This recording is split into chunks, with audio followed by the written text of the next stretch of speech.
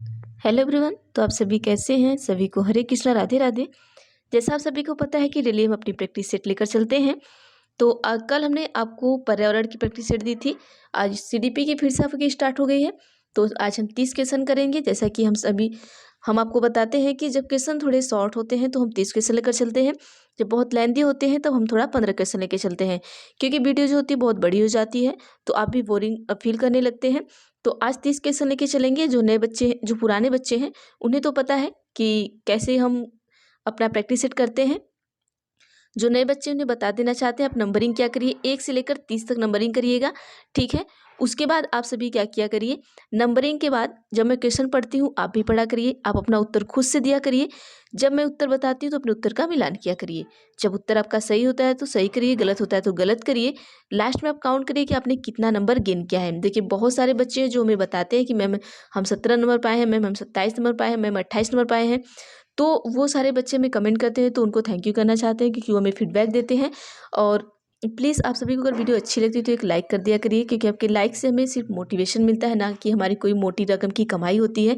हमें अच्छा लगता है कि बच्चे हमारे वीडियो को पसंद करते हैं, ठीक है। तो आइए चलिए हम चलते हैं, क्वेश्चन नंबर 1 से स्टार्ट करते हैं। और हाँ, एक काम आप और क्या करिए कि अपने कॉपी पर ही एक साइड में इस तरीके से ऐसे लाइनिंग कर लिया करिए। एक साइड निगेटिव पॉइंट और एक साइड पॉजिटिव पॉइंट लिख लिया करिए, ठीक है। जब हम निगेटिव पॉइंट, इसमें हम पढ़ाते पढ़ाते आपको निगेटिव और पॉजिटिव पॉइंट दोनों बताते रहते हैं, तो अपना निगेटिव की जगह निगेटिव, पॉजिटिव की जगह पॉजिटिव पॉइंट लिख लिया करिए, जिससे आपको याद रहेगा।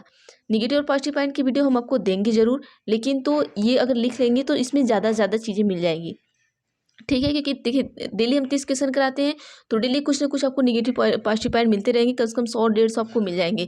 अगर मैं कराऊंगी तो बहुत कराऊंगी, 50, 60, 70, इससे ज़्यादा मैं नहीं करा पाऊंगी, ठीक है। और इसमें अगर मैं आपको बताती हूँ अंदर अंदर से, तो क्वेश्चन में बहुत सारे निगेटिव पॉजिटिव पॉइंट होते हैं जो सारे लोग हम खोज नहीं पाएंगे। और इस तरीके से अगर आप करेंगे तो आपको ज़्यादा से ज़्यादा निगेटिव और पॉजिटिव पॉइंट मिल जाता है, आपको क्वेश्चन करने के लिए आसानी हो जाती है। आइए क्वेश्चन नंबर 1 से हम स्टार्ट करते हैं। क्वेश्चन आपका है कि बच्चे डैश को छोड़कर अन्य सभी के द्वारा लैंगिक भूमिकाएं ग्रहण करते हैं। ऑप्शन ए है समाजीकरण, बी है संस्कृति, सी सॉरी 3 है आपका ट्यूशन और चौथा आपका है मीडिया। तो देखिए जो बच्चे हैं वो देखिए क्या करते हैं, ट्यूशन को छोड़कर बाकी सभी के लिए सभी से क्या करते हैं, लैंगिक भूमिकाएं ग्रहण करते हैं। समाजीकरण से भी, सांस्कृतिक से भी और किससे, मीडिया से भी। आगे चलते हैं क्वेश्चन नंबर 2 पर। क्वेश्चन नंबर 2 हमारा क्या पूछता है, देखिए क्वेश्चन नंबर 2 पूछना चाह रहा है कि मानकीकृत परीक्षण की आलोचनाओं में से एक यह है कि, ऑप्शन 1 है कि उनकी भाषा को समझना मुश्किल है, 2 है कि परीक्षण बड़ी आबादी पर लागू नहीं किए जा सकते, 3 है कि वे बच्चे की क्षमता की स्पष्ट तस्वीर नहीं देते, 4 आपका है कि वे मुख्य रूप से मुख्य धारा की संस्कृति का प्रतिनिधित्व करते हैं और इसलिए पक्षपाती हैं। उत्तर दीजिएगा। देखिए मानकीकृत परीक्षण की आलोचनाओं में से, ठीक है, जो मानकीकृत परीक्षण की आलोचना है उनमें से उनकी जो आलोचना है, एक आलोचना है इसमें भी है, इन चारों में, उसी को आपको बताना है कि कौन सी आलोचना है। आलोचना का मतलब क्या होता है ना, कि ये मानकीकृत परीक्षण की एक बुराई है, ये समझ जाइएगा, ठीक है। तो देखिए वे मुख्य रूप से मुख्य धारा की संस्कृति का प्रतिनिधित्व करते हैं और इसलिए क्या होते हैं, ये पक्षपाती होते हैं, ठीक है। तो ऑप्शन नंबर जो 4 होगा वो बिल्कुल सही होगा। आगे चलते हैं नेक्स्ट क्वेश्चन पर। हम क्वेश्चन नंबर 3 थोड़ा बड़ा कर देते हैं ताकि आपको अच्छी तरीके से दिखे।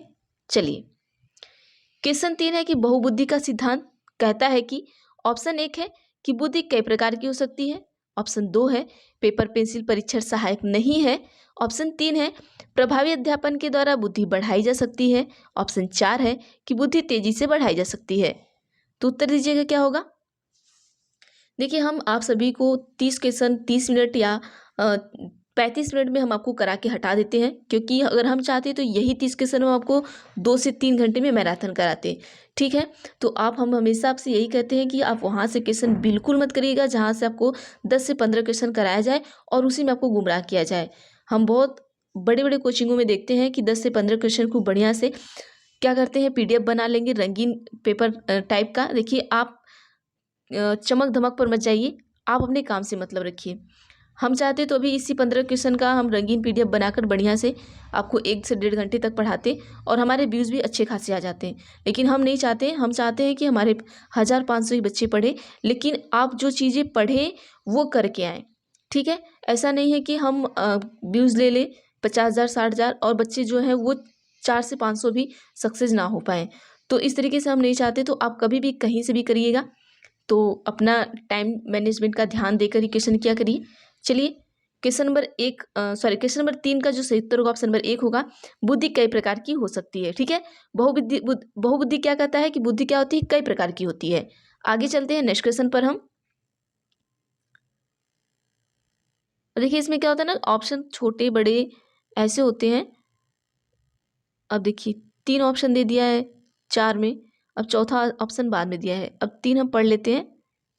चलिए क्वेश्चन नंबर 4 आपका है कि शिक्षक सीखने के लिए मूल्यांकन और सीखने के मूल्यांकन दोनों का उपयोग कर सकते हैं।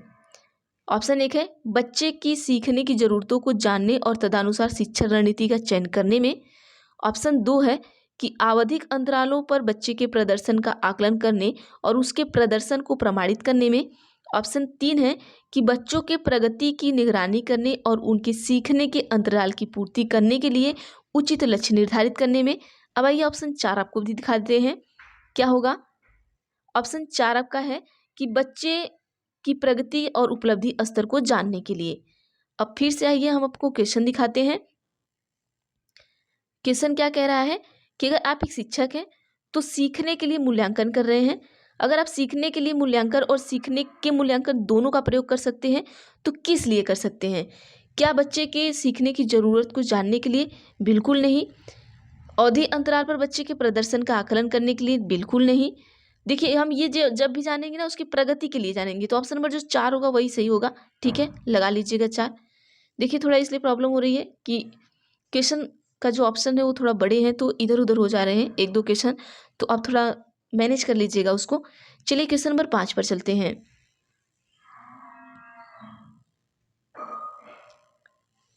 क्वेश्चन नंबर 5 आपका है कि निम्नलिखित में से कौन सा सतत और व्यापक मूल्यांकन से संबंधित नहीं है? क्वेश्चन निगेटिव, उत्तर निगेटिव, क्वेश्चन पॉजिटिव, उत्तर पॉजिटिव, ठीक है। अब क्वेश्चन निगेटिव है तो 3 पॉजिटिव मिलेगा, 1 निगेटिव मिलेगा। क्वेश्चन पॉजिटिव है तो 3 क्या होगा, निगेटिव मिलेगा और 1 पॉजिटिव मिलेगा। ये चीज़ ध्यान रखिएगा, तभी आप CDP के जो भी पेडागोजी है वो कर सकते हैं, ठीक है। तो चलिए ऑप्शन हम पढ़ते हैं। ऑप्शन क्या है? ऑप्शन 1 है कि यह शिक्षण अधिगम प्रक्रिया का एक अभिन्न अंग है। ऑप्शन 2 है कि यह विभिन्न शिक्षा क्षेत्रों से में बच्चों की उपलब्धि पर केंद्रित है। ऑप्शन 3 है कि यह बच्चों को धीमे, खराब या बुद्धिमान के रूप में चिन्हित करने में उपयोग होता है। ऑप्शन 4 है कि इसे भारत की शिक्षा के अधिकार अधिनियम द्वारा अनिवार्य किया गया है। अब उत्तर बताइएगा क्या होगा। क्वेश्चन निगेटिव, उत्तर भी हमारा निगेटिव आएगा। अब आप बता सकते हैं कि निगेटिव कहाँ है। तो देखिए धीमी या खराब, बुद्धिमान के रूप में चिन्हित करना, ये हमारा निगेटिव जाता है। तो ऑप्शन नंबर जो 3 है वो बिल्कुल सही हो जाएगा। आगे चलते हैं हम। देखिए आप भी अपना क्वेश्चन दिया करिए। अगर आपको लगता है कि मैं जल्दी आंसर बता देती हूँ तो आप वीडियो को पॉज करके थोड़ी देर में अपना आराम से समझ बूझ के क्वेश्चन का आंसर दिया करिए, ठीक है। क्योंकि वीडियो रिकॉर्डेड होती है तो पॉज कर सकते हैं और आराम से क्वेश्चन का आंसर दे सकते हैं। फिर जब मैं क्वेश्चन का आंसर बताती हूँ तो आप मिला सकते हैं। क्वेश्चन नंबर 6 आपका है कि बच्चों की प्रतिभाशालिता डैश डैश के कारण हो सकती है। ऑप्शन 1 है एक संसाधन समृद्ध वातावरण। ऑप्शन 2 है सफल माता पिता। ऑप्शन 3 है एक अनुशासित दिनचर्या। ऑप्शन 4 है आनुवंशिकता और वातावरण के बीच अंतःक्रिया। तो उत्तर दीजिएगा क्या होगा।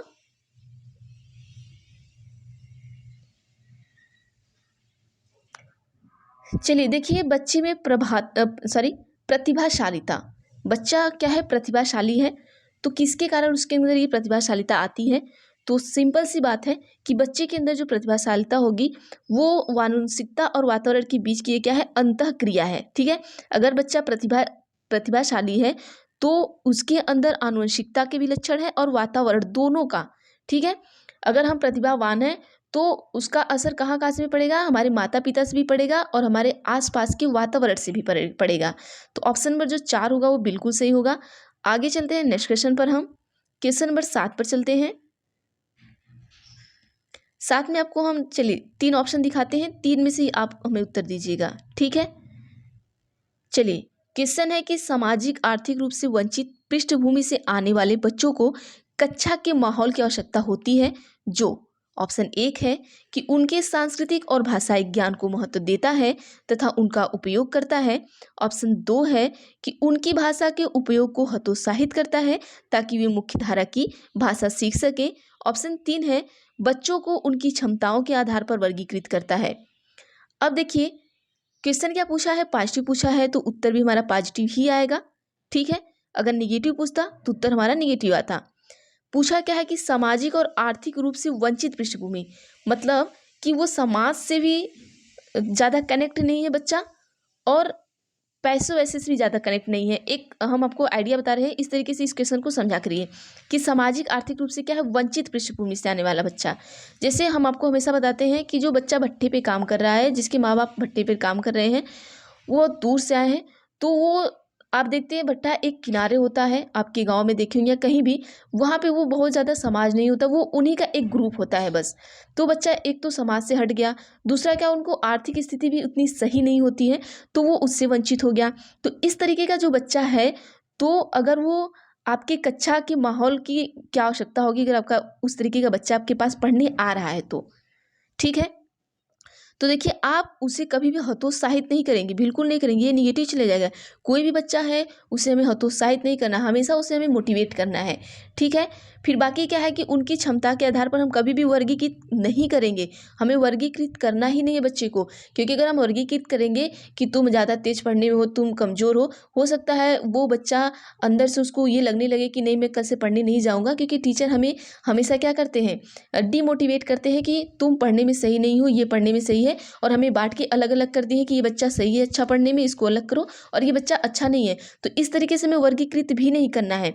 बाकी ऑप्शन नंबर जो 1 है वो सही होगा, क्योंकि उनकी संस्कृति और जो उनका भाषाई ज्ञान है, मतलब वो जिस तरीके से बोलते हैं, हो सकता है कि वो उस माहौल से आ रहे हैं तो उनका जो बोल भाषा है वो अलग होगा, तो उसको आप महत्व देंगे। ये नहीं कहेंगे कि अगर बच्चा भोजपुरी में बोल रहा है तो मुझसे मार के स्कूल से भगा देंगे, बिल्कुल नहीं भगाएंगे, आप उसकी भाषा को महत्व देंगे। अगर जो चीज़ें ज़रूरी है आप उसे धीरे धीरे सिखाएंगे, ठीक है। तो ऑप्शन नंबर जो 1 है वो सही हो जाएगा। आगे हम चलते हैं नेक्स्ट क्वेश्चन पर। देखिए, अगर आप सीटेट का पेपर देने जा रहे हैं तो आपको पूरी चीज़ें जानकारी होनी चाहिए कि आप एक टीचर हैं तो आपको बच्चे को कैसे हैंडल करना है, किस तरीके से बच्चा आ रहा है, बच्चा कैसा है, किस तरीके का है, उसको हम कैसे हैंडल कर पाएंगे। एक टीचर होने के नाते आपको सारी चीज़ें पता होनी चाहिए। चलिए, क्वेश्चन नंबर 8 का हम देखते हैं। क्वेश्चन नंबर 8 में पूछा है कि कक्षा में सृजनात्मक और प्रतिभाशाली बच्चों के लिए आवश्यक हस्तक्षेप निर्भर करता है। ऑप्शन 1 है कि उन्हें अतिरिक्त समय दिए जाने पर, 2 है उन्हें प्रतिस्नेही होने के संदर्भ पर, 3 है कि उन्हें अन्य बच्चों को पढ़ाने की जिम्मेदारी देने पर, 4 है कि शिक्षक द्वारा अनुकूलित और प्रेरक निर्देशों के निर्देशन तरीकों के उपयोग पर। अब क्वेश्चन को आप सभी गलती क्या करते हैं, एक बार पढ़ते हैं, ऑप्शन सब 4 बार पढ़ते हैं, ये गलती मत करिएगा, ठीक है। आप सभी क्या किया करिए, क्वेश्चन को 4 बार पढ़ा करिए। अगर आपको नहीं समझ में आता है, ऑप्शन 1 ही बार पढ़िए। अगर क्वेश्चन 4 बार पढ़ लिए, क्वेश्चन अगर माइंड में फिट हो गया कि क्वेश्चन क्या कहना चाह रहा है, तो ऑप्शन आप आराम से लगा लेंगे, ठीक है। देखिए, कक्षा में सृजनात्मक और प्रतिभाशाली मतलब बच्चा क्या है, दिमाग से भी ठीक ठाक है और पढ़ने लिखने में बढ़िया है, इस तरीके से समझ लीजिए। तो बच्चों के लिए आवश्यक हस्तक्षेप निर्भर करता है। तो आप ऐसी कौन सी हस्तक्षेप होंगे जो बच्चे पर निर्भर करेगा। क्या वो आपको, अगर बच्चा बढ़िया पढ़ने लिखने में तो आप उन्हें अतिरिक्त समय देंगे, बिल्कुल नहीं। ऐसा नहीं है कि बच्चा बढ़िया है तो मुझे ज़्यादा समय दे दें। आप उन्हें ज़्यादा प्यार करेंगे, बिल्कुल नहीं। हम सब बच्चों को बराबर देखेंगे, बराबर समय देंगे, बराबर प्यार करेंगे, ठीक है। अन्य बच्चों को पढ़ाने की जिम्मेदारी देने पर, ऐसा बिल्कुल नहीं है कि बच्चा तेज है। देखिए, कभी कभी कोई टीचर ऐसे भी होते हैं, बच्चा तेज है पढ़ने में तो सीधा कह देंगे कि तुम क्लास के मॉनिटर हो, इस क्लास में हम बैठे हैं, तुम पढ़ाना शुरू करो। भाई देखो, कभी आप आकलन कर रहे हैं, मूल्यांकन कर रहे हैं या कुछ ऐसी चीज़ें कर रहे हैं, ठीक है पढ़ाइए, लेकिन ऐसा नहीं है कि आप आइए और आप कुर्सी तोड़िए और बच्चे से पढ़वाइए। बच्चा अगर ठीक ठाक पढ़ने में, तो ऐसा बिल्कुल नहीं करना आपको। तो ये गलत हो गया। बच्चा हमारा ऑप्शन नंबर 4 कि शिक्षक द्वारा अनुकूलित और प्रेरक निर्देशन के तरीकों के उपयोग पर। तो ऑप्शन नंबर 4 जो होगा हमारा बिल्कुल सही होगा। आगे चलते हैं नेक्स्ट क्वेश्चन पर। हम क्वेश्चन नंबर 9 पर देखिए, सीटेट आपका बस इतना है कि आपको इसको समझना है, ठीक है। क्वेश्चन है कि अति संवेदनशील बच्चों को सीखने में मदद करने के लिए निम्नलिखित में से कौन सा तरीका उपयुक्त तरीका नहीं है। क्वेश्चन क्या है, निगेटिव, उत्तर भी हमारा निगेटिव ही आएगा। ऑप्शन एक है कि अधिगम के वैकल्पिक तरीकों की पेशकश। 2 है कि उनके दैनिक कार्यक्रम में शारीरिक गतिविधि का समावेश। 3 है कि बेचैन होने पर अक्सर उन्हें फटकार लगाना। 4 है कि एक कार्य को छोटे प्रबंधनीय खंडों में तोड़ना। उत्तर दीजिएगा क्या होगा। देखिए क्वेश्चन फिर से पढ़िएगा कि अति संवेदनशील बच्चों के सीखने में मदद करने के लिए, ठीक है, बच्चा क्या है, बहुत संवेदनशील है, तो उसको सीखने में आपको मदद करना है। आप एक टीचर हैं तो आप क्या तरीका नहीं अपनाएंगे, ठीक है, क्या तरीका नहीं अपनाएंगे। तो हमने आपको बताया है कि क्वेश्चन निगेटिव है तो उत्तर वाला निगेटिव वाला भी सही होगा। हम बच्चे को कभी भी अक्सर उन्हें डांटना फटकारना इस चीज़ों से हम दूर रहेंगे। ऐसा तरीका बिल्कुल नहीं अपनाएंगे कि अगर बच्चा संवेदनशील है तो उसे हम डांट दें और बच्चा और भी डर और सहम जाए और वो कार्य ना कर पाए, ठीक है। तो ऑप्शन नंबर जो 3 होगा बिल्कुल सही होगा। जैसे आप देखते होंगे ना आपकी क्लास में कुछ बच्चे ऐसे होते हैं, अगर टीचर थोड़ा सा भी पूछ दिए कि आज हम आपसे चैप्टर 1 पूछेंगे तो वो चैप्टर 1 पूछने से पहले वो कबाने लगते हैं। जैसे जब मैं सीबीएसई बोर्ड वालों को पढ़ाती थी तो उस टाइम क्या होता था कि एक उसमें से एक बच्ची थी और बस जिस दिन, सोचिए कि कहानी इतनी मतलब मैं क्या ही बताऊँ कैसी है, कि जिस दिन बस अगर जैसे वो अगर आज स्कूल नहीं आई है, ठीक है, अब हमने बच्चों से कह दिया आज कि देखो कल आप सभी इतना चैप्टर ये तैयार करके आना, कल आपका टेस्ट होगा या आप से मौखिक ऐसे हम पूछेंगे। अब जैसे ही प्रेयर ख़त्म होता था और सारे बच्चे स्कूल में मतलब क्लास में आते थे और मैं क्लास 8 की क्लास टीचर थी, तो उसमें क्या होता था कि जैसे ही प्रेयर ख़त्म होता था बच्ची वो सारे आते थे। अब वो बच्चे भी जानते थे उसको कि वो बहुत संवेदनशील बच्ची है, मतलब किसी चीज़ से बहुत डर जाती है। बस बच्चे कह देते थे आज मैम पूछेंगी। उसके बाद सोचिए वो लड़की अगर वो पढ़ के नहीं आई, अच्छा उसके बाद ऑप्शन भी होते थे कि हाँ मैम हम कल नहीं आए थे, हमें नहीं पता है, कुछ भी ऐसा नहीं बोलती थी। अगर वो पढ़ के नहीं आई है तो वो उसके हाथ पैर काँपने लगते थे, वो बस मुझे देखते ही काँपने लगती थी। जबकि मैं कभी भी बच्चों को मैं टच भी नहीं करती थी, मारती भी नहीं थी।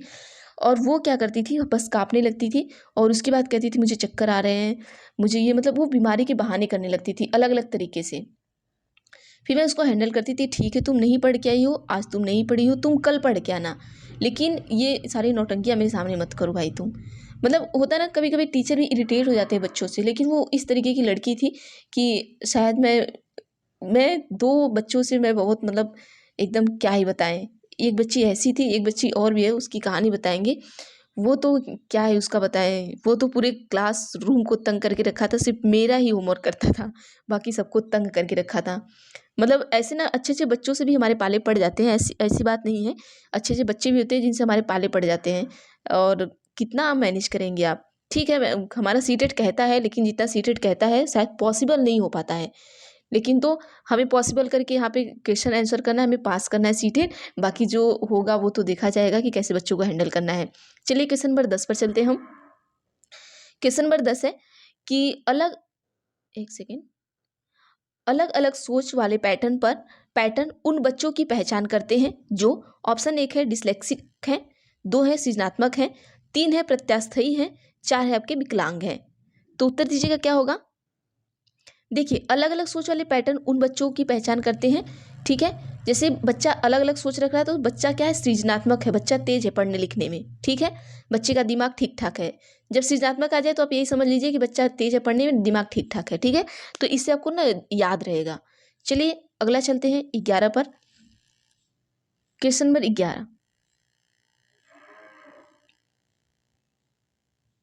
चलिए क्वेश्चन आपका है कि निम्न में से कौन सा शिक्षक द्वारा कक्षा में बच्चों के लिए समस्या हल करने के तरीके का वर्णन नहीं कर सकता। क्वेश्चन निगेटिव, उत्तर निगेटिव। अब आइए ऑप्शन पर चलते हैं। ऑप्शन 1 है कि कुछ हल करते समय गलतियों को करने के प्रति ईमानदार रहना। 2 है कि सोच विचार परीक्षण और विभिन्न उत्तरों जैसी शब्दावली का प्रयोग करना। 3 है कि अभिसरण उत्तरों वाले प्रश्न पूछना। 4 आपका है कि किसी विशेष समस्या को हल करने के बारे में अपनी विचार प्रक्रियाओं पर चर्चा करना। उत्तर दीजिएगा क्या होगा? क्वेश्चन नंबर 11, देखिए नहीं पूछा है तो नहीं में हमें देखिए अभिसरण उत्तर वाले प्रश्न पूछना हमें नहीं करना चाहिए, ठीक है? अभिसरण वाले प्रश्न हमें नहीं पूछना है, तो ऑप्शन नंबर जो 3 है वो बिल्कुल सही होगा। आगे चलते हैं नेक्स्ट क्वेश्चन पर हम।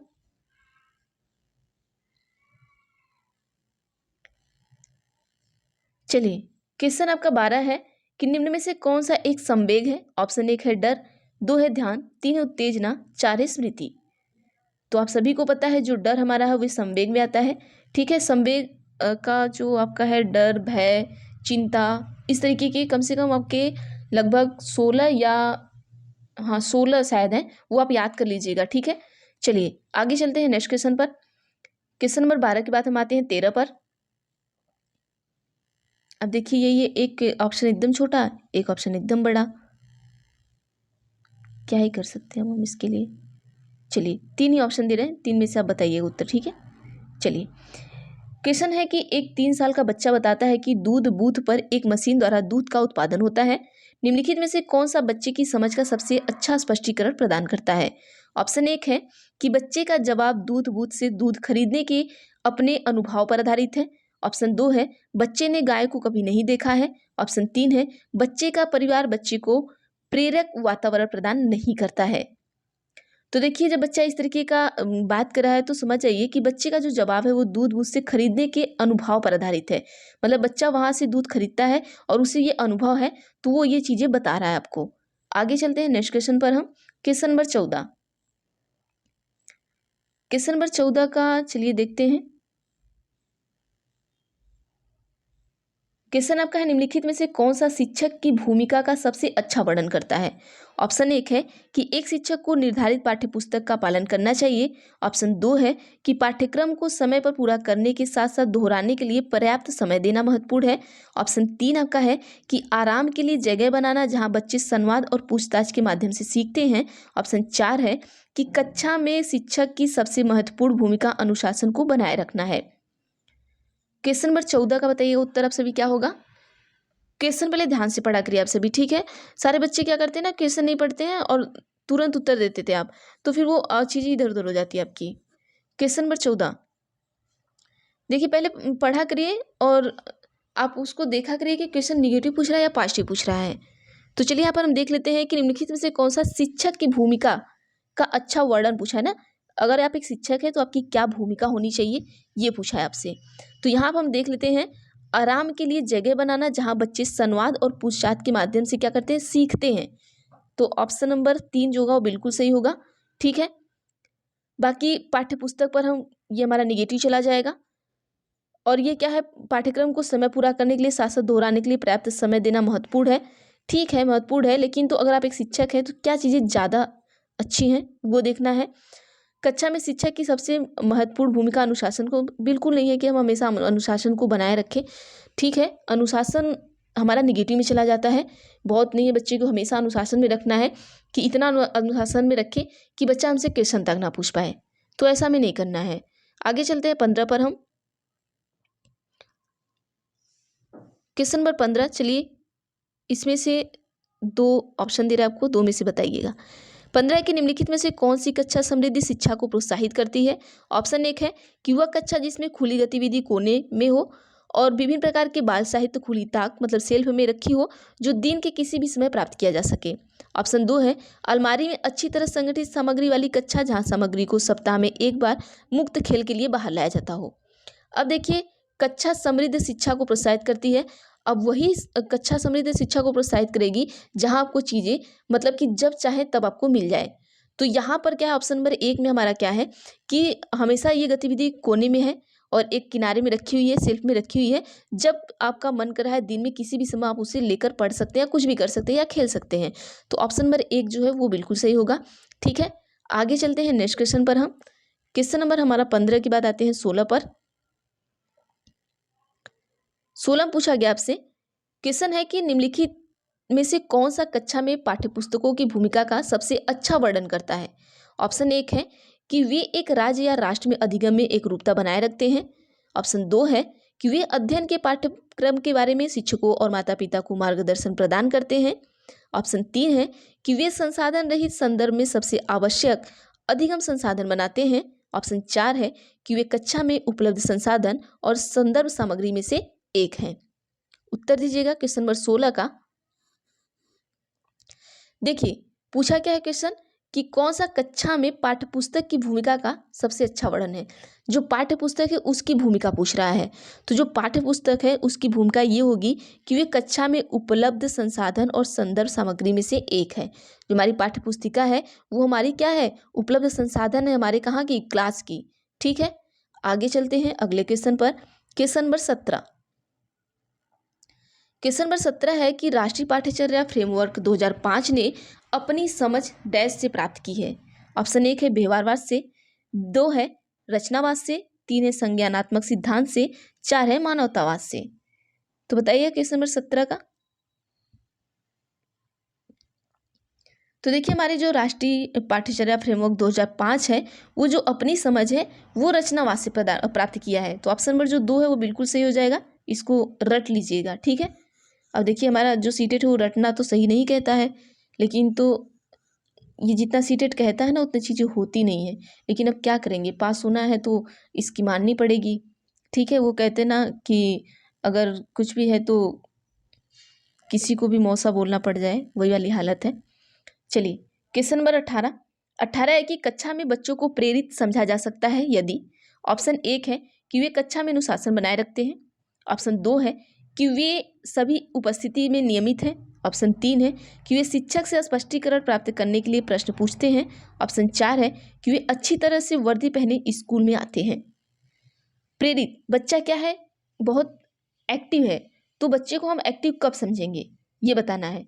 तो देखिए हम बच्चे को तब एक्टिव समझेंगे जब बच्चा क्या कर रहा है कि वे शिक्षक से स्पष्टीकरण प्राप्त करने के लिए प्रश्न पूछ रहा है। जब बच्चा प्रश्न पूछता है तभी हमें लगता है कि बच्चा पढ़ने में क्या है, बहुत इंटरेस्टेड है।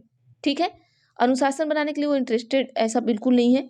और उपस्थिति रोज रोज उपस्थित हो रहा है लेकिन आपसे क्वेश्चन ही नहीं पूछ रहा, उसे एक अक्षर आ ही नहीं रहा है, तो इसका कोई मतलब नहीं है।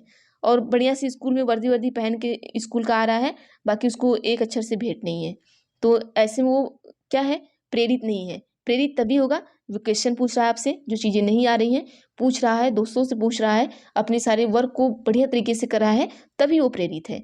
आगे चलते हैं नेक्स्ट क्वेश्चन पर। हम क्वेश्चन नंबर 19 का चलिए हम 3 ऑप्शन देते हैं। ठीक है, ऑप्शन बड़े हैं। चलिए 19 में कहा गया कि निम्नलिखित में से कौन सा बच्चों में अधिगम में सुधार करने के लिए सबसे अधिक उपयुक्त है। ऑप्शन 1 है कि शिक्षक को विभिन्न उदाहरणों और चित्रों का उपयोग करके विषय की व्याख्या करनी चाहिए। ऑप्शन 2 है कक्षा में सभी प्रकार की शिक्षण सामग्री होनी चाहिए। ऑप्शन 3 आपका है कि शिक्षक को वास्तविक जीवन स्थितियों पर बच्चों को एक दूसरे के साथ बातचीत करने में मदद करनी चाहिए। अब देखिए क्वेश्चन क्या पूछा है कि कौन सा बच्चों में अधिगम में सुधार करने के लिए सबसे अधिक मतलब सबसे अच्छा होगा। अब बच्चा अगर अधिगम का मतलब होता है सीखना, बच्चा कोई चीज़ सीख रहा है तो उसमें सुधार करना है, तो आप क्या करेंगे कि अलग अलग उदाहरण देके चित्र का प्रयोग करके व्याख्या करेंगे। क्या आप ऐसा करेंगे? बिल्कुल नहीं। क्या आप सभी प्रकार की शिक्षण सामग्री उसे दे देंगे? बिल्कुल नहीं। ठीक है, ऐसा नहीं है कि हम ऐसा दे देंगे बच्चा हर चीज़ सीख जाएगा। आपको क्या करना है, बच्चे के वास्तविक जीवन हमारा क्या आता है, पॉजिटिव में आता है।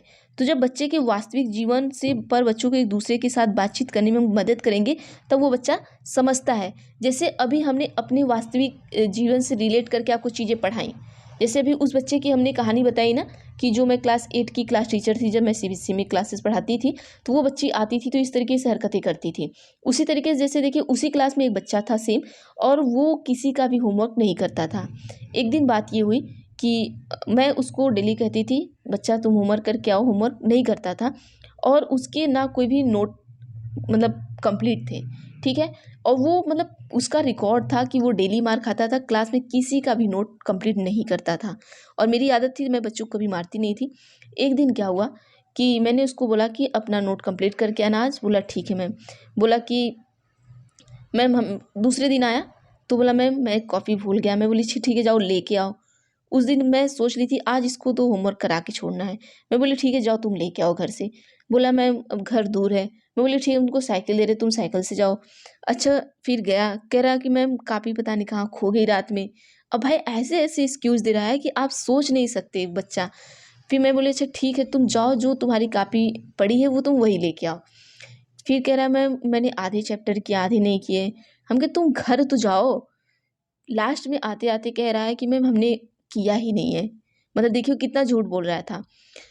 फिर उसके बाद मैंने उसको जो ना कंटाप लगाया, सच बता रहे हैं, ऐसा लगाया कि वो सुबह कल आज हमने उसको लगाया कंटाप, और कल आपको पता है पूरी मोटी सी कॉपी होती है, वो पूरे चैप्टर मतलब मैं ख़त्म कर दी थी, पूरा लिख के बुलाया उस दिन।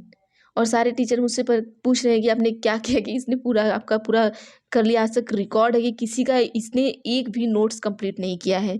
हम कहे कुछ नहीं, इनके डोज बढ़िया तरीके से दीजिए, ये बढ़िया हो जाएंगे। वो सीटेट वाले, क्योंकि वहाँ कि वो सीबीएसई बोर्ड था ना, तो वहाँ ये सीटेट का ही रूल फॉलो होता था। तो मैं ऐसे नहीं मारती थी, मैं चुपके चुपके से मतलब उनको बढ़िया कर देती थी। भले कैमरे लगे थे रूम में, जिस साइड कैमरा नहीं रहता था उधर घुमा के उसके बाद दे देती थी बढ़िया से, जाओ अब दूसरे दिन तुम करके आओगे। चलिए आगे चलते हैं नेक्स्ट क्वेश्चन पर। तो ऐसे ऐसे बच्चों से आपका पाला पड़ेगा, आप जाइएगा पढ़ाने, देखिएगा ऐसे ऐसे बच्चे हैं ना, ऐसे ऐसे पाला पड़ेगा ना कि हम क्या ही बताएं। चलिए क्वेश्चन नंबर 20। क्वेश्चन नंबर 20 है कि अनुशासन जो अधिगम वातावरण में एक महत्वपूर्ण भूमिका निभाता है, किस तरह की मदद करता है। ऑप्शन ए है, एक है कि चुप्पी साधे रहने के लिए, दो है शिक्षकों को निर्देश देने में, तीन है कि बच्चों को उनके पाठ रटकर याद करने में। अब देखिए निर्देश देना, पाठ याद करना और चुप्पी साधे रहना, ये सारे निगेटिव में जाएंगे। क्वेश्चन क्या पूछा है, पॉजिटिव, तो अब जो लास्ट वाला होगा वही हमारा सही हो जाएगा। तो आइए हम देख लेते हैं लास्ट में क्या दिया है। लास्ट में आपका दिया कि बच्चों को अपनी शिक्षा को विनियमित और मॉनिटर करने के लिए, तो हमारा ऑप्शन नंबर 4 जो है बिल्कुल सही हो जाएगा। अगर निगेटिव पॉजिटिव क्वेश्चन आपको आ रहा है ना, तो आपको चारों ऑप्शन भी नहीं दिख रहे, तो भी आप चीज़ें सही कर लेंगे। चलिए क्वेश्चन नंबर 21 पर चलते हैं। अब ये देखिए इनका इतना बड़ा हो गया। चलिए क्वेश्चन है कि आनुवंशिकता और पर्यावरण की भूमिका के बारे में निम्नलिखित में से कौन सा कथन सत्य है। ऑप्शन एक है कि सीखने और प्रदर्शन करने की एक बच्चे की क्षमता जीनों द्वारा पूरी तरह से निर्धारित की जाती है। ऑप्शन दो है अच्छी देखभाल और पौष्टिक आहार बच्चे के किसी भी जन्मजात विकार को दूर कर सकता है। ऑप्शन तीन है कि पर्यावरण केवल बच्चे के भाषा विकास में महत्वपूर्ण भूमिका निभाता है। ऑप्शन चार है कि विकास के कुछ पहलू आनुवंशिकता और कुछ अन्य पर्यावरण से अधिक प्रभावित होते हैं। उत्तर दीजिएगा क्या होगा। देखिए जो आनुवंशिकता और पर्यावरण की भूमिका है उनके बारे में क्या सही है ये पूछा है। तो जो आनुवंशिकता होता है ये क्या होता है, हमारे विकास के कुछ पहलू आनुवंशिकता और कुछ अन्य पर्यावरण से अधिक क्या होते हैं, प्रभावित होते हैं। तो ऑप्शन नंबर क्या है, 4 सही होगा। यहाँ केवल हो गया, गलत है। जन्मजात विकार नहीं होता है, विकार एक तरीके का, विकार का मतलब ये हो गया ना कि ये कह रहे हैं कि रोग है, बिल्कुल नहीं है। फिर यहाँ पर क्या है, ये भी निगेटिव चला गया। फिर निर्धारित की जाती, किसी चीज़ को बहुत ज़्यादा निर्धारित नहीं करना है, तो ये भी गलत है। ठीक है, तो ऑप्शन नंबर जो 4 होगा वो बिल्कुल सही होगा। आते हैं क्वेश्चन नंबर 22 पर। 22 में आपसे कहा गया कि निम्नलिखित में से कौन सा कथन पियाजे के सिद्धांत के अनुसार कहा नहीं जा सकता। ऑप्शन एक है कि बच्चे अपनी दुनिया के बारे में ज्ञान का निर्माण और उपयोग करते हैं। ऑप्शन दो है कि निरंतर अभ्यास से अधिगम होता है। ऑप्शन तीन है कि बच्चे अपने पर्यावरण पर अनुक्रिया करते हैं। ऑप्शन चार है कि विकास गुणात्मक चरणों में होता है। उत्तर दीजिए क्या होगा। तो चलिए 22 का जो होगा सही उत्तर ऑप्शन नंबर 2 बिल्कुल सही होगा कि निरंतर अभ्यास से अधिगम होता है। आगे चलते हैं नेक्स्ट क्वेश्चन पर। 23 में आपसे कहा गया है कि निम्नलिखित में से कौन सा पूर्व संक्रियात्मक विचार की सीमा नहीं है। क्वेश्चन निगेटिव, उत्तर भी हमारा निगेटिव ही आएगा, ध्यान दीजिएगा। ऑप्शन एक है प्रतीकात्मक विचार का विकास, दो है अहन्मन्यता, तीन है अनुक्रमणीयता, चार है ध्यान केंद्रित करने की प्रवृत्ति। 23 का बताइएगा। नहीं है पूछा है, ठीक है, तो प्रतीकात्मक विचार का विकास नहीं होगा। ठीक है, ऑप्शन नंबर जो एक होगा वो बिल्कुल सही होगा। आगे चलते हैं अगले क्वेश्चन पर। 23 के बाद हम आते हैं 24 पर। 24 में हम आपको 3 ऑप्शन दिखाएंगे, 3 में से आपको सही करना है। के अलावा निम्नलिखित कारणों से खेल युवा बच्चों के विकास में एक महत्वपूर्ण भूमिका निभाता है। देखिए इसमें से एक ऐसी चीज़ें है, उसके अलावा जो खेल होता है वो युवा बच्चे के विकास में बहुत ज़्यादा महत्वपूर्ण भूमिका निभा रहा है। ऑप्शन एक है कि यह उनकी इंद्रियों को उत्तेजित करता है, दो है कि यह समय बिताने का सुखद तरीका है, तीन आपका है कि वे नए कौशल हासिल करते हैं और सीखते हैं कि उन्हें कब उपयोग किया जाए। तो सिंपल सी चीज़ है, आप तो ये बता ही देंगे कि सुखद तरीका मतलब ये कोई बात नहीं होती है। ठीक है, तो ये हमारा निगेटिव में चला जाएगा। तो ऑप्शन नंबर क्या है कि इसके अलावा, मतलब क्वेश्चन क्या पूछा है, एक निगेटिव पूछा है कि एक ऐसा चीज़ है जो इसमें निगेटिव है, उसके अलावा बाकी चीज़ें सही हैं। तो यही हमारा निगेटिव ऑप्शन नंबर 2, इसको सही करिएगा। आगे चलते हैं 24 के बाद हम 25 पर। क्वेश्चन नंबर 25 में आपका कहा गया है कि निम्नलिखित में से कौन सा प्रश्न बच्चों को गंभीर रूप से सोचने के लिए आमंत्रित करता है। ऑप्शन 1 है कि सही जवाब क्या है, 2 है कि आप इसी तरह की स्थिति के बारे में सोच सकते हैं, 3 है कि विभिन्न तरीकों से हम इसे कैसे हल कर सकते हैं, 4 है कि क्या आप इसका उत्तर जानते हैं। क्वेश्चन फिर से पढ़िएगा कि कौन सा प्रश्न बच्चे को गंभीर रूप से सोचने के लिए आमंत्रित करता है। अगर हम आपसे इन्हीं चारों से कोई चारों प्रश्न को पूछ दे तो ऐसे कौन सा आपका प्रश्न होगा जो आप सोच के तब उत्तर देंगे, ये क्वेश्चन पूछा है। ठीक है, तो देखिए आप सही जवाब क्या है इस तरीके से पूछेंगे तो ये सब चीज़ें तो नॉर्मल है, लेकिन जब ऑप्शन नंबर हम 3 पे आएंगे कि विभिन्न तरीके से हम पूछेंगे आपसे, तब आप सोचेंगे कि एक तरीका ये हो गया, दूसरा तरीका ये, तीसरा तरीका ये, तब आप सोच समझ के क्या करेंगे, उत्तर देंगे। तो ऑप्शन नंबर जो 3 है वो बिल्कुल सही हो जाएगा। आगे चलते हैं क्वेश्चन नंबर 26 पर। चलिए क्वेश्चन नंबर 26 पूछा आपसे कि निम्नलिखित में से कौन सा विकल्प प्रगतिशील शिक्षा का सबसे अच्छा वर्णन करता है। ऑप्शन 1 है थीमेटिक इकाइयां, नियमित इकाई, परीक्षण, रैंकिंग, 2 है व्यक्तिगत अधिगम क्षमता, समूह बनाना, छात्रों की लेबलिंग, 3 आपका है कि परियोजना विधि, क्षमता समूह बनाना, रैंकिंग, 4 है करके सीखना, परियोजना विधि, सहयोग से सीखना। क्वेश्चन क्या पूछा है कि प्रगतिशील शिक्षा का सबसे अच्छा वर्णन क्या करेगा। तो जब आप प्रगतिशील शिक्षा में पहुंचेंगे तो सिंपल सी बात है कि आप करके सीखेंगे, परियोजना विधि करेंगे, सहयोग से सीखेंगे। ठीक है, तो करके सीखना, परियोजना विधि, सहयोग से सीखना, ये हमारा पॉजिटिव में जाता है। तो ऑप्शन नंबर 4 जो है वो बिल्कुल सही होगा। जहां रैंकिंग आएगी वो निगेटिव चला जाएगा, लेबलिंग आएगी निगेटिव चला जाएगा, तो ये तीनों ऐसे ही गलत हो गए। आगे चलते हैं 26 के बाद 27 पर। 27 में आपसे कहा गया है कि प्रगतिशील शिक्षा के बारे में निम्नलिखित में से कौन सा कथन बताता है सॉरी शिक्षा स्वयं का जीवन है। ऑप्शन 1 है कि स्कूलों की आवश्यकता नहीं है, बच्चे अपने जीवन के अनुभव से सीख सकते हैं। ऑप्शन 2 है कि स्कूलों में शिक्षा सामाजिक और प्राकृतिक दुनिया की प्रतिबिंबित करे। ऑप्शन 3 है कि जीवन सच्चा शिक्षक है। ऑप्शन 4 है कि स्कूल शिक्षा का यथासंभव लंबे समय तक जारी रखना चाहिए। तो क्या उत्तर होगा बताइएगा। तो चलिए यहाँ पर हम देख लेते हैं क्वेश्चन नंबर 27 का जो ऑप्शन नंबर 2 है वो बिल्कुल सही हो जाएगा कि स्कूल में शिक्षा सामाजिक और प्राकृतिक दुनिया को क्या करता है, प्रतिबिंबित करते हैं।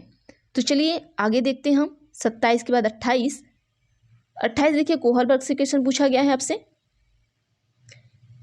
क्वेश्चन आपका है कि कोहलबर्ग के सिद्धांत के योगदान के रूप में निम्नलिखित में से किसे माना जा सकता है।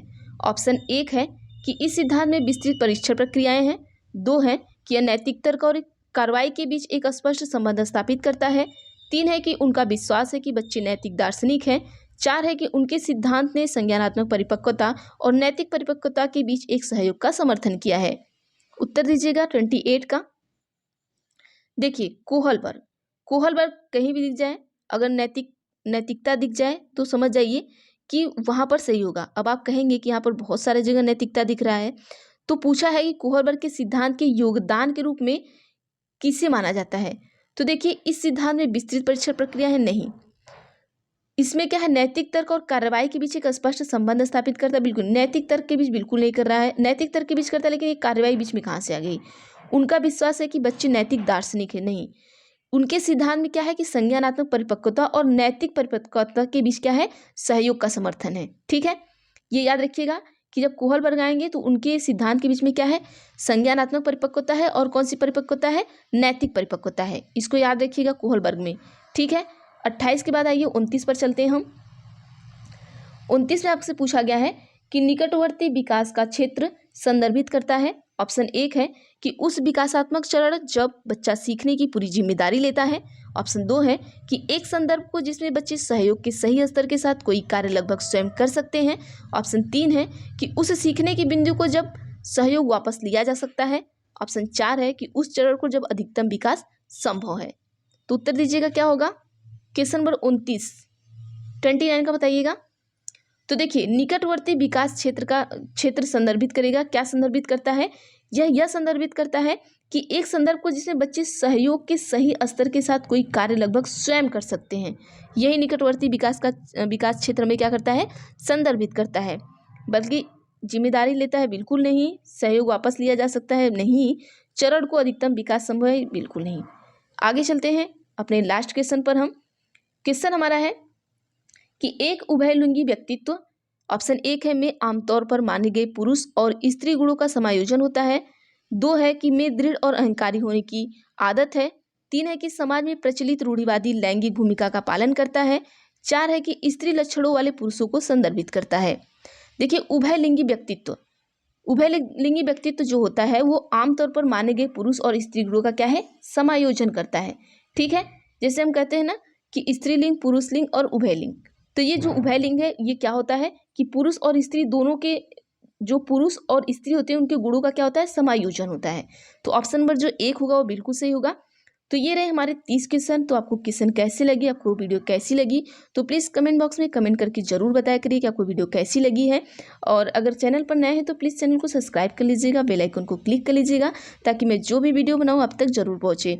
और प्लीज़ वीडियो अच्छी लगती है तो आप हमें एक लाइक कर सकते हैं। आपके लाइक से हमें पैसे नहीं, हमें एक मोटिवेशन मिलता है, ताकि हम आपको और भी वीडियो और अच्छी तरीके से चीज़ें आपको पढ़ा सकें।